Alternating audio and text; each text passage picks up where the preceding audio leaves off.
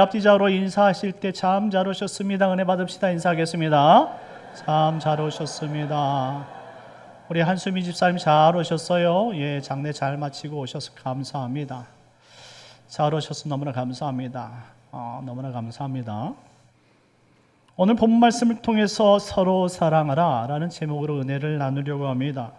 혹시 여러분들 지난 7장의 말씀이 기억이 나는지 모르겠습니다. 지난주에 7장을 했으면 그나마 기억이 좀 날 텐데, 지난절은 맥주절이다 보니까 맥주 절기에 대한 소개를 하느라고 여러분들 이 7장을 이어서 못했어요. 7장은 초막절에 관한 이야기였는데 생각이 나십니까? 자, 7장 이 초막절 마지막, 정말 호산나 라바라 불리는 이 큰 구원의 큰 날, 제단 곁 하늘을 향해서 이 제사장과 백성들이 우리에게 생명수를 부어 주옵소서, 우리에게 생명수를 부어 주옵소서 그렇게 외치던 그날, 그 장소 곁에서 이스라엘 백성들에게 외치셨던 예수님의 목소리가 있었습니다. 요한복음 7장 37절 38절 말씀인데 우리 다 같이 한번 읽어보겠습니다. 시작. 명절 끝날 곧 큰 날에 예수께서 서서 외쳐 이르시되 누구든지 목마르거든 내게로 와서 마시라. 나를 믿는 자는 성경의 이름과 같이 그 배에서 생수의 강이 흘러나오리라 하시니. 할렐루야. 이는 그들이 그렇게 기다리고 염원했던 그들에게 생명수를 부어주시는 하나님의 응답이었다라는 표현입니다. 여러분들은 그들은 이 제단에 물을 붓고 마지막 관제의 제사를 드리며 하나님 앞에 이런 생명수를 부어달라고 간절히 외쳤을 때 그 기도를 들으시고 하나님은 예수님을 보내주셨고, 그 제사장의 뜰에서 예수님께서는 이렇게 말씀하신 것이죠. 성경의 나를 믿는 자는 성경의 이름과 같이 그 배에서 생수가 흘러 넘치리라. 할렐루야. 그렇게 그들이 기다렸던 그 영원의 생명수를 보내주셨음에도 불구하고 과연 그들은 예수님을 믿었느냐 이 말이죠. 로마서 3장 23절 말씀처럼 이스라엘에게 주신 이 율법으로는 단지 우리가 죄인이라는 사실을 깨달을 뿐 그것으로는 온전히 구원에 이를 수 없다는 사실을 그들은 알지 못하고 있었던 것입니다. 이 땅에 하나님의 은혜가 필요하고 죄 사함이 필요한데 그 같은 사실을 가르쳐주기 위해서 이스라엘 백성들에게 2000년 전 예수 그리스도를 보내주셨건만 그들은 예수님을 외면한 채 그들이 여태까지 믿어왔던 신앙의 그러한 종교성을 고수하다가 결국 예수님의 이와 같은 은혜의 그 외침을 외면하고 말았던 것이죠. 자, 그렇다면 우리는 지금 생명을 주시기 위해 이 땅에 오신 예수님의 이 목소리를 우리가 어떻게 해야 한다는 말입니까? 우리도 이와 같은 목소리를 외면하고 정말로 주님을 모른 채 살아가야 되는 것이 그것이 믿는 자의 삶입니까? 아니면 예수님의 목소리를 구별하고 그 음성대로 감사하면서 이 땅에 예수님을 따라 살아가는 것이 그것이 참된 신앙이겠습니까? 어떤 것이 진짜 신앙이냐 이 말입니다. 우리에겐 이와 같은 예수님의 외침을 들을 수 있는 믿음의 귀가 필요한 줄 믿으시기 바랍니다. 오늘 예수님의 말씀을 우리가 새겨들을 수 있는 마음이 필요하고 귀가 필요하고 눈이 필요한 거예요. 결국 예수님을 따라갈 수 있는 이 믿음이 없이는 우리가 저 천국에 도달할 수 없다는 사실입니다. 이런 예수님을 믿기를 예수님의 이름으로 축원합니다. 1절 말씀에 보니까 예수님은 다시 성전 동편에 있는 감람산으로 올라갔다라고 말합니다. 한마디로 감람산은 올리브 동산이며 예수님께서 즐겨 기도하던 겟세마네 동산이 있던 곳이죠.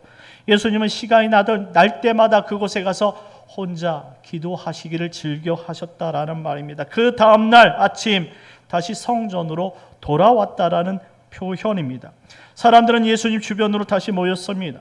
그리고 갑작스러운 일이 그곳에 닥치기 시작했어요. 3절 말씀 우리 다 같이 한번 읽겠습니다. 시작.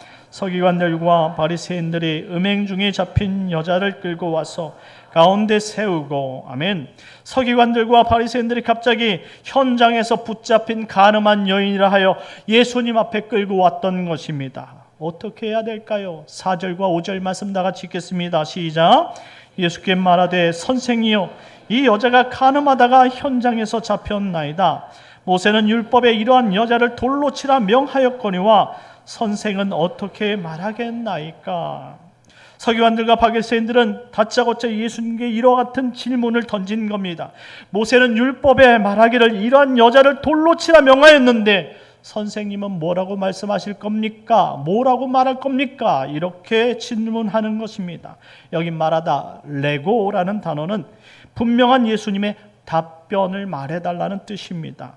모세의 율법에 기록된 대로 말한다면 현장에서 음행한 이 여인은 반드시 돌로 쳐 죽여야 되는 것이 당연한 것입니다. 레위기서 20장 10절 말씀인데요, 다 같이 한번 읽어보겠습니다. 시작. 누구든지 남의 아내와 간음하는 자, 곧 그의 이웃의 아내와 간음하는 자는 그 간부와 음부를 반드시 죽일지니라. 아멘. 여기에 중요한 정말 대목이 있죠. 그 간부와 음부를 반드시 죽일지니라. 손바닥이 마주쳐야 소리가 난다는 말이 있듯이 모세의 율법에는 분명히 이 간음한 여인이 아니라 그 간부도 죽여야 한다라고 말씀하고 있습니다. 그럼에도 불구하고 지금 간음한 남자는 그 자리에 없었던 거예요. 왜 남자는 없었을까요? 이유가 있지 않았겠습니까? 그래서 학자들은 이야기합니다. 당시 사회 현상을 그대로 이야기해주는 내용이라는 사실이죠. 남자들에겐 율법이 매우 관대했다라는 거예요. 남존여비의 사상이 이렇게 그 당시에도 있었던 거예요. 남자에게 많은 혜택을 주어지지만 여자는 자그마한 실수도 용납하지 않았던 그러한 시대가 바로 율법 시대입니다. 우리나라로 거슬러 올라간다면 뭐 다를까요? 똑같다라고 생각합니다. 모든 세상의 남자에 대해서는 매우 관대하지만 여자에 대해서는 그렇게 관대하지 않았던 것을 생각해 본다면 오늘 우리 21세기 살아가는 우리 여성들은 하나님 앞에 감사해야 되는 거예요. 왜냐하면 우리 기독교인들로 말미암아 우리 대한민국이 이만큼 여성상이 위대해졌고 높아졌다라는 사실을 이해할 필요가 있습니다. 우리나라는 기독교 저변에서 그 사회운동이 일어났고 그 가운데 교육이 일어났고 그게 그 가운데 정말 예수 그리스도의 그 사랑과 그 말씀을 터전으로 해서 많은 사람들이 여성의 인권을 높이 받들었던 것이죠. 물론 10년 전만 해도 이와 같지 않았겠지만 그 예수의 그 은혜와 그 사랑과 성경적인 바탕이 곧 남자와 여자가 동등됨을 가질 수 있도록 만들어 놓았다라는 것이지요. 이런 삶 속에서 살고 있는 우리는 반드시 하나님 앞에 감사하는 성도가 되어야 된다는 말이죠. 자, 6절 말씀 다 같이 읽겠습니다. 시작. 그들이 이렇게 말함은 고발할 조건을 얻고자 하여 예수를 시험하리로라. 예수께서 몸을 굽히사 손가락으로 땅에 쓰시니. 아멘. 무슨 말이냐? 왜 남자가 없었느냐? 그것은 바로 예수님을 시험하기 위해서 고발할 조건을 얻고자 했다라는 말입니다. 한마디로 이 사건, 이 뒤에는 이 사람들이 한마디로 예수님을 덫에 걸리게 하기 위해서, 예수님을 붙잡기 위해서 이와 같은 상황을 만들었다라는 사실입니다. 자, 어떤 것이 그들로 하여금 이렇게 예수님을 반발하게 했고 악하게 만들었을까요? 왜 그들이 이렇게 악해지는 것일까요? 왜 이 사람들은 바로 예수님을 그렇게 못마땅한 사람들이 되었냐 이 말입니다. 왜 그럴까요? 종교적 이유 때문에 그럴까요? 아닙니다. 이권 때문에 그래요. 세상의 이권 때문에.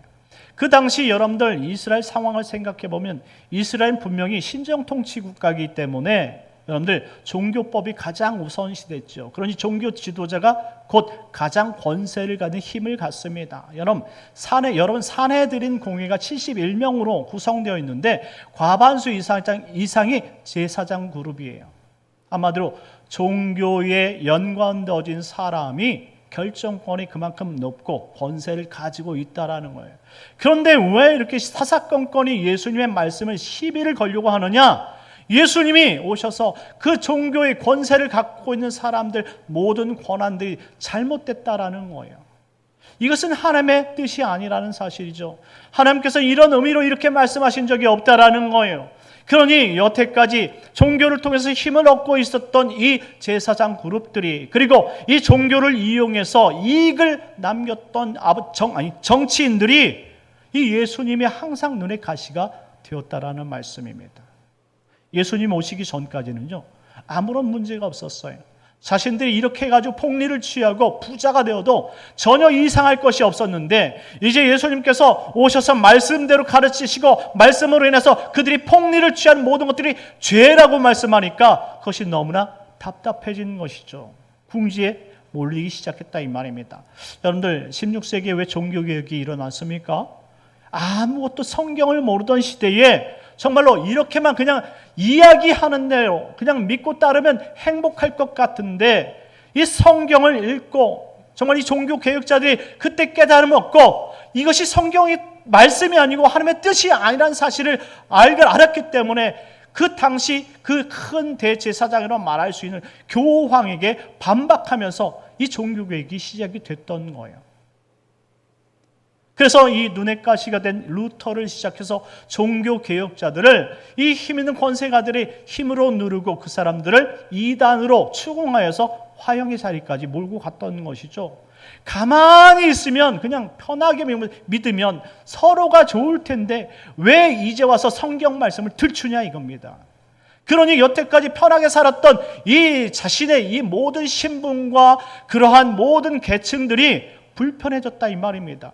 여러분, 하루아침에 여러분들 그 누군가로 인해서 자신이 지금 잘못된 사람이라고 그렇게 추궁을 받는다면, 그러한 뉘앙스로라도 여러분들 그렇게 자신이 사람들에게 몰림을 받는다면 그 가진 권세로 무엇을 하겠느냐 이 말입니다. 자신을 자꾸 추궁해오려고 진리를 말하려고 하는 그 사람들을 입을 막지 않겠습니까? 그러니 어떻게 해서든지 그 사람들의 꼬투리를 잡으려고 법을 만드는 것이죠. 종교 개혁자들이 했던 그 16세기가 그러했던 것처럼 2000년 전 예수님의 그 상황이, 예수님의 진리를 말씀하시니까 사람들이 그렇게 덤벼들기 시작했다 이 말입니다. 그렇다고 예수님은 진리이시기 때문에 함구할 수가 없었어요. 왜냐하면 제대로 된 하나님의 말씀을 가르치기 위해 이 땅에 오셨기 때문입니다. 이때 예수님은 그들을 체념한 채 바닥에 몸을 굽혀 손가락으로 땅에 글을 쓰기 시작했다라고 말합니다. 여러분 생각해 보세요. 예수님은 어떤 글을 바닥에 새겨 쓰셨을까요? 어떤 글을 쓰셨을까요? 학자들은 이와 같은 예수님의 행동으로 많은 연구를 했습니다. 그런데 결국 답을 낼 수가 없었어요. 왜? 그 쓴 글을 본 적이 없기 때문에 뭐라고 말할 수 없는 것이죠. 인간적인 마음으로 생각해 본다면 어떤 답도 없는 인간들, 한마디로 노답인 인간들을 향해 딱히 뭐라 말할 수 있겠느냐 이 말입니다. 한번 인간적으로 좀 생각해 봐서 정말 내가 그 바닥에다가 예수님이라면 어떤 글을 썼겠습니까? 저는 딱 두 문장이 생각나더라고요. 그래서 제 생각대로 그저 바닥에 끄적인다면 저는 이렇게 말했을 것 같습니다. 놀고들 있네. 이제 좀 작작 좀 하자. 이렇게 썼을 것 같습니다. 너무나 답답합니다. 아니 그냥 벽에다가 그냥 하나님의 말씀을 외치는 격이니 완전히 이렇게 아나무인격으로 정말 하나님의 뜻과 하나님의 의지는 상관없이 그 뜻은 헤아리지도 않은 채 자신이 말한 것 이권 때문에 무작정 내뱉으면 그것이 진리인 줄 알고 막 쏟아부으니 너무나 답답할 노릇 아니겠습니까? 그래서 저 같았으면 저는 예수님이 아니지만 놀고들 있네 라고 얘기했을 거예요. 그런데 예수님은 제가 아니잖아요. 그래서 예수님은 바닥에다가 놀고들 있네 라고 쓰지 않았어요. 뭐라고 썼을까요? 그래서 칼빈은 이렇게 말합니다. 그냥 그와 같은 행동은 그들을 무시하는 일관적인 행동이었을 것이다 라고 설명합니다. 그저 끄덕이면서 그들이 무슨 이야기를 하든 그냥 체념했던 상황이라는 것이죠. 예수님이 이와 같이 말도 안 되는 인간들의 억측과 상황이 얼마나 우습게 보였겠느냐 이 말입니다. 하나님은 지금이라도 천군 만마를 대동해서 그들을 심판할 수 있어요. 막 떠들어 새끼는 그들의 입, 막 자신들이 생각하는 율법의 모든 것들을 막 쏟아부으면서 마치 자신들은 죄인이 아닌 것처럼 의인인 것처럼 막 쏟아붓는 그 모습을 보고 예수님이 그 권세를 이용해서 그 입을 막을 수 있었다 이 말입니다. 그럼에도 불구하고 그것까지도 허용하셨다라는 사실을 생각해 볼 때 우리는 이것이 우리에게 은혜라는 사실도 생각해 볼 필요가 있습니다. 분명히 율법으로 따진다면 그 사람은 죽어야 되는 것이 맞지요. 분명히 우리가 읽었던 그 율법을 통해서 그 여인과 간부가 죽어야 된다는 사실을 우리가 알았기 때문입니다. 그럼에도 불구하고 하나님은 그를 용서해 주신다는 사실을 전제하고 있는 거예요. 이와 같은 하나님의 사랑이 있었기 때문에 비록 우리가 세상 속에서 예수 믿는다 하지만 뻔뻔하게 살아가는 그 죄들이 하나님께서 지금도 우리에게 회개할 수 있는 기회를 주시는 것 아니겠습니까? 우리는 예수를 잘 믿는다 하지만 우리는 삶 속에서 여전히 세상 사람들처럼 예수 안 믿는 것처럼 살아갈 때가 태반입니다. 한 주간 한번 돌아보십시오. 여러분들은 예수 믿는 것처럼 사셨습니까? 예수님의 말씀대로 행하셨어요? 여러분을 통해서 사람들이 생각할 때 여러분을 예수님처럼 느끼게 하셨느냐 이 말입니다. 우린 그렇게 안 살았잖아요. 그러면서도 우리는 예수 잘 믿는 것처럼, 우리는 죄 없는 것처럼 생활하는 것이 태반이다 이 말입니다. 그럼에도 불구하고 하나님이 우리를 책망치 않으시고 지금 기다리시는 이유는 뭡니까? 회개하라고, 돌아오라고, 우리의 죄가 무엇인지를 발견하도록 지금도 우리에게 시간을 주시는 줄 믿으시기 바랍니다. 만일 그들이 정말 하나님을 사랑했다면 과연 이렇게까지 말도 안 되는 행동을 주장할 수 있었을까요? 오히려 그들이 존경한다고 말하는 이 모세는 이런 일이 생길 때마다 어떻게 했습니까? 광야에서 이스라엘 백성들을 하나님께서 그 죄를 죽이겠다고 말씀할 때마다 이스라엘은 자신의 옷을 뺏고 옷을 찢고 하나님 앞에 나가서 차라리 이스라엘 백성 대신 자신을 죽여달라고 말했던 것이 모세 아닙니까?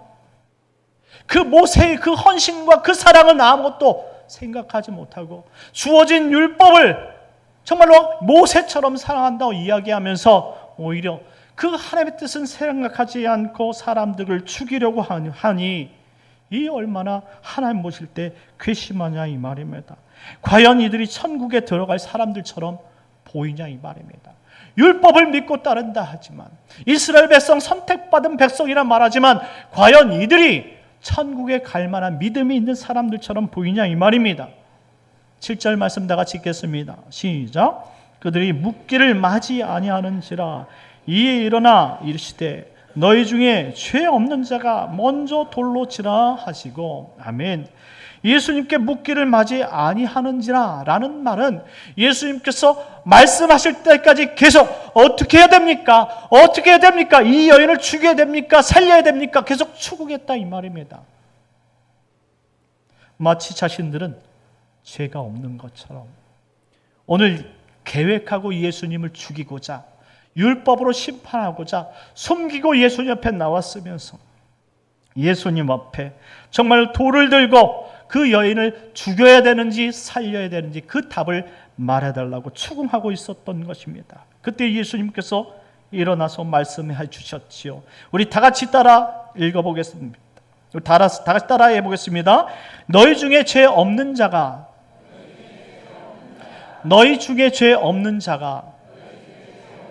먼저 돌로 치라. 먼저 돌로 치라. 그렇습니다. 죄 없는 사람이 돌로 치라는 것입니다. 이 말씀의 진의가 느껴지십니까? 그들 역시 똑같은 죄인 아니고 그리고 그들 역시 하나님으로부터 용서를 받은 자들이 아니냐 이런 말씀입니다. 그런데 너희들은 그 죄의 용서를 받고 이 여인은 현장에서 붙잡혔으니까 죽여야 되느냐 이런 말입니다. 이런 양심도 없는 사람들을 향해 예수님은 왜 가만히 서 계셨던 것일까요? 예수님께서 아무 말 없이 땅에 글을 쓰셨고 그리고 그렇게 하셨던 행동은 아마도 그들이 이 죄에 대해서 한 번 더 심각하게 생각해 보기를 원하셨는지 모릅니다. 다시 2절 말씀으로 올라가 보겠습니다. 2절 말씀입니다. 시작.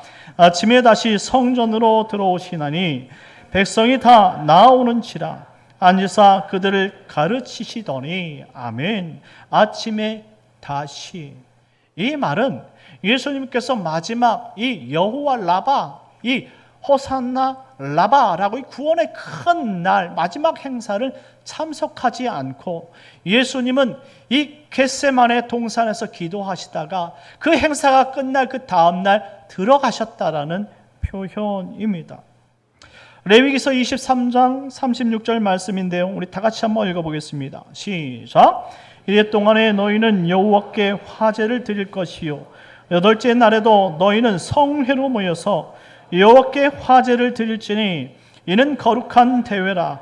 너희는 어떤 노동도 하지 말지니라. 아멘. 초막절은 이 7일째 마치는 것이 아니라 8일째 행사를 마치고 끝나는 행사였다라는 설명입니다. 모든 절기들은 7일째 마치는데 이 초막절은 7일째 이후에 이런 큰 대회가 있었다라는 표현이에요. 이것을 8일째 관제 축제라고 부르며 그들의 언어로는 쉰미니 아제레트라는 단어입니다. 한마디로 이들은 이 관제 축제를 하루 종일 누릴 수 있도록 그 하나님의 성전에서 지냈다라는 표현이죠. 이날은 모든 사람들이 노동을 하지 않는 특별한 성일이라고 말씀합니다. 그러니 아무것도 하지 않은 상태에서 하나님 앞에 축제로 즐기는 날, 이것이 바로 관제 축제 마지막 날이라는 거예요. 이 축제의 날은 하나님 앞에 즐기면서 새벽에 동이 터오르면서 모든 축제가 끝난다라고 설명하고 있습니다. 그리고 새벽에 동이 터오를 때 제사장 찬양대가 앞장서서 이와 같은 찬송의 시를 읊으면서 이 모든 사람들과 화답하면서 모든 행사를 마무리합니다. 제사장이 이렇게 말씀합니다. 오, 이 기쁨, 우리 젊은이들, 헌신된 자들, 현인들이여, 우리 노인들에게 수치를 돌리지 마소서라고 선창할 때 백성들은 이렇게 화답하는 거예요. 오, 이 기쁨, 우리는 노인들과 함께 젊은이들의 죄를 씻을 수 있습니다 라고 고백하면서 제사장들과 백성들 모두가 이렇게 외치는 것입니다. 우리 다 같이 한번 읽겠습니다. 시작. 내 젊을 때 죄를 사함받는 자는 복이 있을지어다. 죄를 지었지만 이제 사함받는 자는 복이 있을지어다. 아멘. 이것이 초막절 마지막 날 행사의 하이라이트 부분이에요. 이들이 고백하면서 우리의 죄가 사함받았음을 고백합니다. 우리의 죄가 씻음받았음을 고백합니다 라고 마무리하면서 모든 축제가 마치게 되어 있었다 이 말입니다. 한마디로 초막절은 자신의 죄가 씻음받았다라는 사실을 확인하면서 끝나는 축제가 바로 초막절이었다라는 사실입니다. 그런데 이들은 마치 준비되어 있듯 가늠한 여인을 데리고 예수님 앞에 다음날 데려왔다라는 사실이죠. 이것이 무엇을 말씀하시는 것입니까? 그들이 정말 죄 씻음 받은 백성들이냐 이 말입니다. 정말로 하나님 앞에 죄 씻음을 받게 해달라고 간구했던 백성들이 맞느냐 이 말입니다. 율법의 제일 된 계명이 무엇입니까? 마태복음 22장 37절에서 47절까지 말씀에 기록됐는데요. 우리 다 같이 한번 읽어보겠습니다. 시작. 예수께서 이르시되 내 마음을 다하고 목숨을 다하고 뜻을 다하여 주 너희 하나님을 사랑하라 하셨으니 이것이 크고 첫째 되는 계명이요 둘째도 그와 같으니 내 이웃을 내 자신같이 사랑하라 하셨으니 이 두 계명이 온 율법과 선지자의 강령이니라. 아멘. 율법의 가장 큰 계명은 첫째는 하나님을 사랑하라는 말씀입니다. 그리고 둘째는 내 이웃을 이와 같이 사랑하라는 계명입니다. 그리고 마지막에 이렇게 결론을 냅니다. 이 두 계명이 온 율법과 선지자들의 이야기였노라 라고 말입니다. 그렇다면 이 계명의 핵심은 서로 사랑하는 것이 하나님을 사랑하는 것과 같다라는 뜻 아니겠느냐 말입니다. 그런데 그런 양심에 가책도 없이 아침에 동이 터오르자마자 예수님 앞에 어디서 짜놓은 듯한 이 불법을 저지른 그 여인을 데리고 예수님 앞에 놓았다 이 말이죠. 그때 예수님께서 그 양심에 단도직입적으로 선언한 거예요. 너희 중에 죄 없는 자가 먼저 돌로 치라. 9절 말씀 다 같이 읽겠습니다. 시작. 그들이 이 말씀을 듣고 양심의 가책을 느껴 어른으로 시작하여 젊은이까지 하나씩 나아가고 어제 예수와 그 가운데 섰는 여자만 남았더라. 아멘. 이 세상에 죄 없는 사람이 있느냐 이 말입니다. 그들도 죄의 용서함을 달라고 그렇게 간구하고 죄의 용서함이 복이라 선언하면서 그처럼 죄의 용서함에서 사모했던 그들이 그 다음날 아침 어떻게 예수님 앞에 그 죄를 정말 돌로 쳐 죽이기 위해서 가늠한 여인을 데리고 무릎 꿇릴 수 있느냐 이 말이죠. 정말 이들이 예수 믿는 사람인지 하나님을 믿는 사람인지 모르겠다라는 것이죠. 그러니 율법을 따라서는 죄 용서를 받을 사람이 없고 믿음을 가질 수 있는 사람이 없다라는 것입니다. 하나님께 혼을 나야 정신은 차는 사람이 있습니다. 그렇게도 정신을 차릴 수 있다면 그것은 행복한 사람일 것입니다. 그 사람이 누구냐? 바로 오늘 간음으로 붙잡혀온 그 여인이에요. 생각해 보세요. 율법으로는 죽여야 되는 것이 마땅하지만 오늘 그 죄가 무엇인지 깨닫게 하고 그리고 예수님께서 이 여인을 용서해 주십니다. 이것이 바로 율법을 주신 이유이고 그리고 예수님이 우리에게 찾아오신 이유예요. 율법으로는 죽여야 되는 것이 마땅하지만 그 사랑이 무엇인지를 깨닫게 하고 예수님 앞에서 죄 용서함 받게 하시려고 하던 그 은혜의 손길을 내밀고자 예수님이 이 땅에 오신 줄 믿으시기 바랍니다. 그래서 11절 말씀에 이렇게 이야기합니다. 다 같이 읽겠습니다. 시작. 나도 너를 정죄하지 아니하노니 가서 다시는 죄를 범하지 말라 하시니라. 아멘. 예수님은 그 죄를 정죄하지 않고 은혜를 베푸시기 위해 이 땅에 오셨다라는 거예요. 그러니 우리가 교회에 나와서 우리가 말씀만 듣는 것이 중요한 것이 아니라 예수님을 만나는 것이 중요한 줄 믿으시기 바랍니다. 예수님 만날 때 죄사함의 역사가 있는 것이고 예수님을 만날 때 비로소 구원의 역사, 은총의 역사가 있는 줄 믿으시기 바랍니다. 반면에 끝까지 회개하지 않던 사람들이 있었습니다. 그 사람들은 억울해하면서 돌을 내려놓고 내일 다시 찾아오겠다라고 다짐하며 떠났던 서기관과 바리새인들이었다는 사실이죠. 사랑하는 성도 여러분, 하나님이 우리에게 원하시는 신앙은 억울하게 생각하면서 마치 작전상 후퇴하고 불순종의 마음을 가지고 내일 다시 예수님께 도전하려고 하는 사람이 아니란 말입니다.